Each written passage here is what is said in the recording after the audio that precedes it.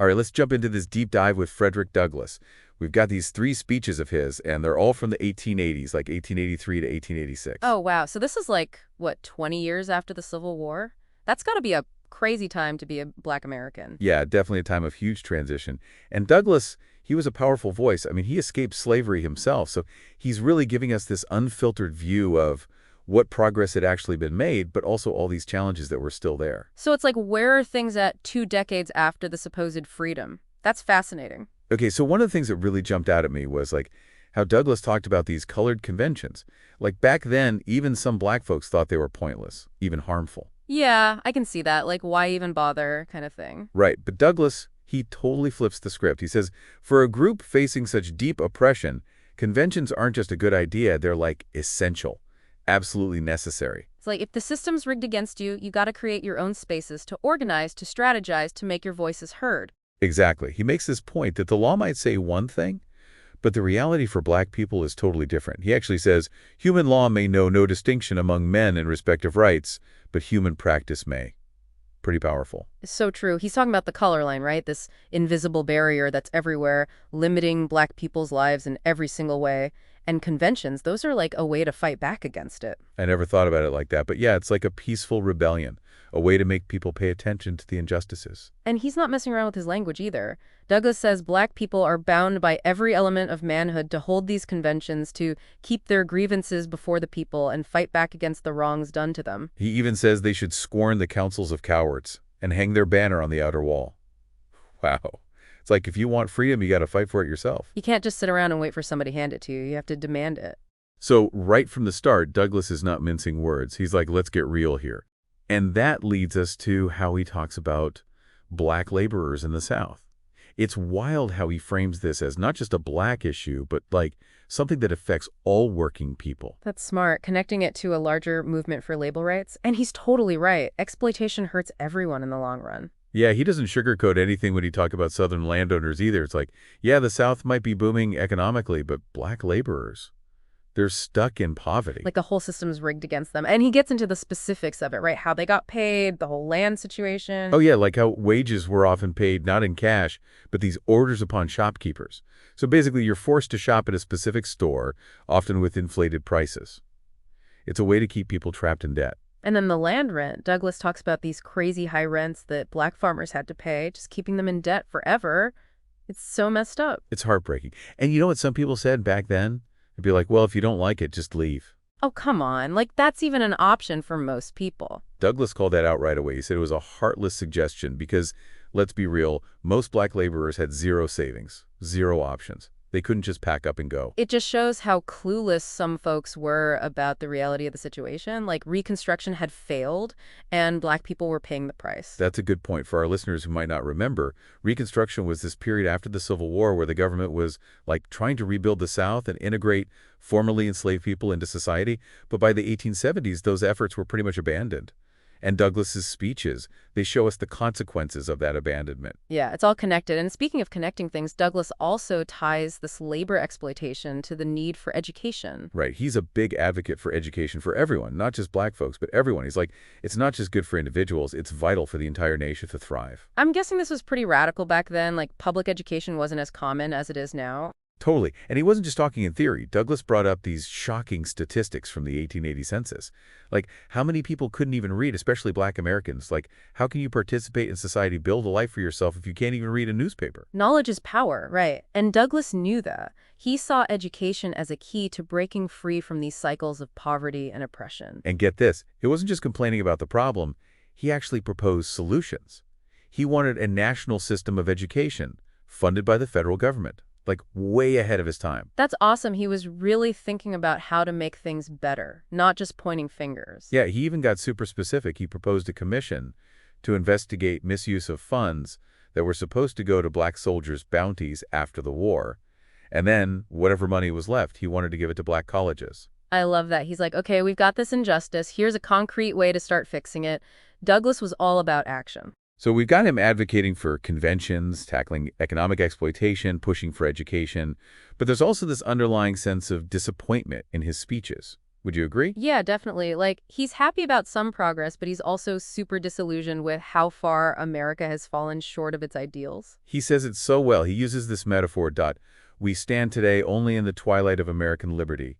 The sunbeams of perfect day are still behind the mountains. It's like, yeah, freedom was declared, but it hasn't actually arrived for everyone. It's still out of reach. So how does he explain this gap between what America claims to be and what's actually happening? What's holding it back, in his view? Well, he doesn't hold back when it comes to criticizing both political parties, Republicans and Democrats. He calls them both out for failing to protect the rights of black citizens, as the Constitution says they should. Yeah, he seems especially disgusted by the violence and disenfranchisement happening in the South, like black codes and stuff. These laws specifically designed to restrict the freedoms of black people.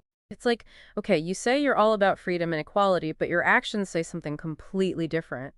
Douglas calls out that hypocrisy loud and clear. And that's where we'll pick things up in the next part of our deep dive. We'll see how Douglas explores this further and what he sees as the path forward. This is getting good. Can't wait to dig in even deeper. We'll be right back after a quick break.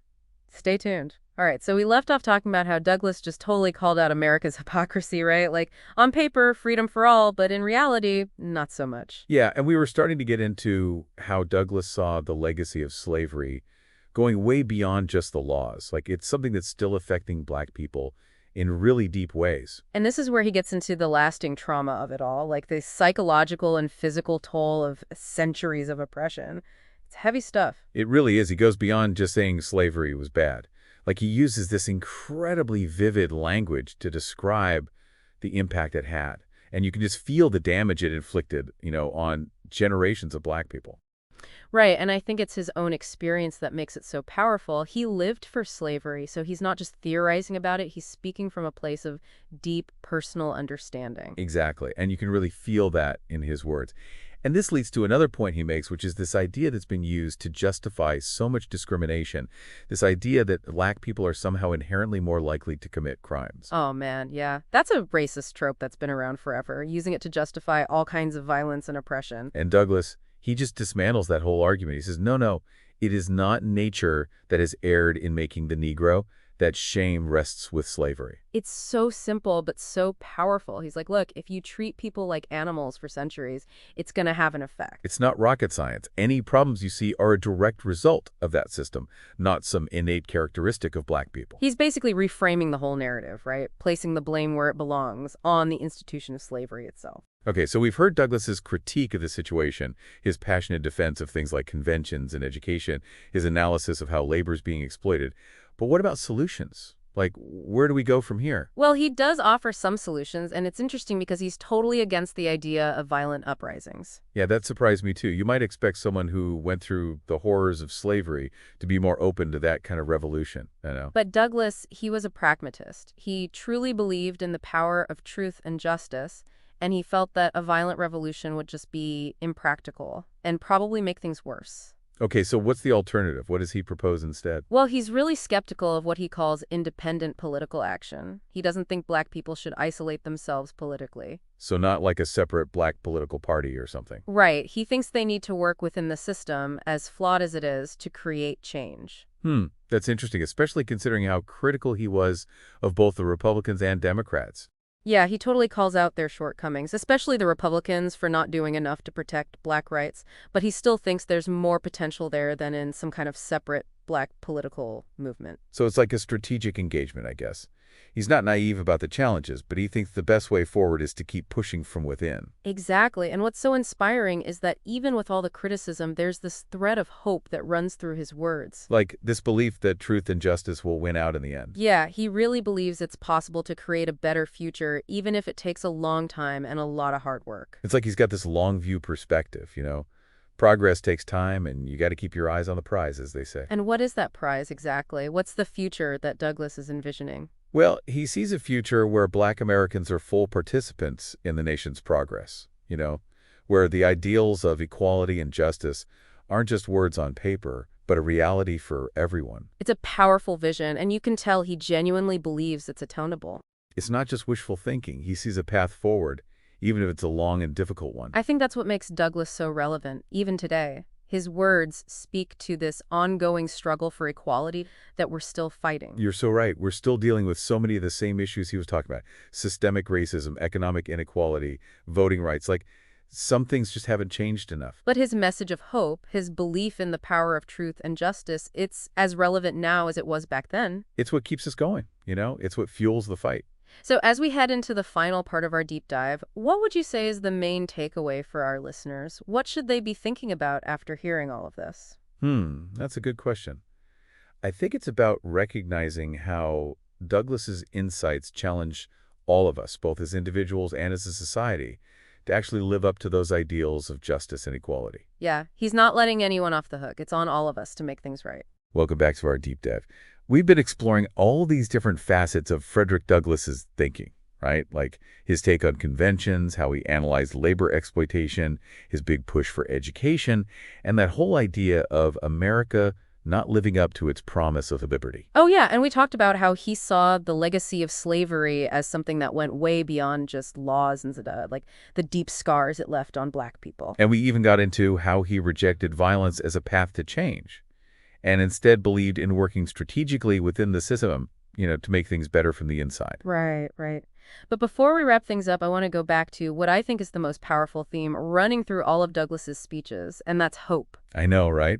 It's amazing how, even though he's so honest about all the injustices Black Americans were facing, he never loses sight of that possibility for a better future. And I think that's why his words still hit so hard today. Like, we're still dealing with a lot of the same stuff he was talking about over 100 years ago. It's crazy. I know. It's like the struggle for racial justice, economic equality, true political inclusion.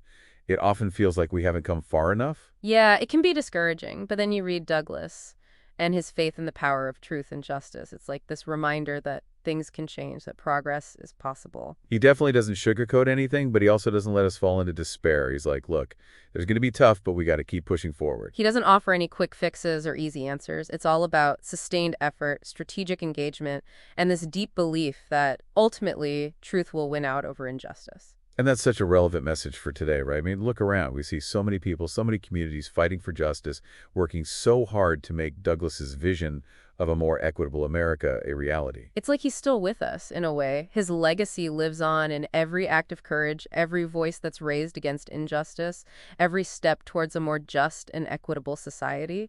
That's a beautiful way to put it. It's not about worshiping him as some perfect figure from the past. It's about taking his insights and using them to fuel the work that needs to be done right now. Absolutely. Frederick Douglass's words are still challenging us, inspiring us, reminding us that the fight for a better world is never really over. It's a constant process. So to wrap up this deep dive, I want to leave you with one final thought from Douglas himself. He said, "If there is no struggle, there is no progress." And there you have it, folks. The pursuit of justice requires action. It requires us to be engaged, to be willing to keep pushing forward, even when it's hard. Thanks for joining us on this journey into the world of Frederick Douglass. We hope you found it insightful and hopefully inspiring. We'll see you next time for another deep dive.